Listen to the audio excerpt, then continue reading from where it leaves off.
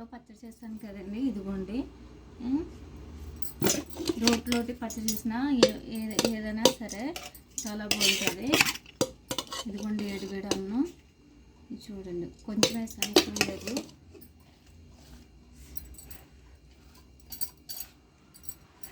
కాలుతుందండి, చాలా వేడిగా ఉన్నది. చిన్నప్పుడు వస్తే ఎక్కడైనా అంటే మా పెద్దమ్మ వాళ్ళు కానీ మా అమ్మ కానీ ఇలాగ రోట్లో పచ్చళ్ళు చేస్తే అన్నం ముందు వండేసుకున్నాక పచ్చడి చేసేవారు. అందుకని అప్పుడు ఇలాగ చాలా వేడిగా ఉన్నదండి అన్నం.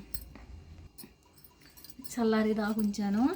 నేనైతే కొంచెం కారంగా ఉన్నదనేసి పొడిగా కలిపాను. చూడండి చాలా బాగుంటుంది. చిన్నప్పుడు వస్తే తినే వాళ్ళు గోంగూర కొబ్బరికాయ పచ్చడి చాలా బాగుంది. 2 ముద్దలు వేసాను నేను. ఆయిల్ పోయి ఫేవర్ అని సూపర్ ఉన్నదండి.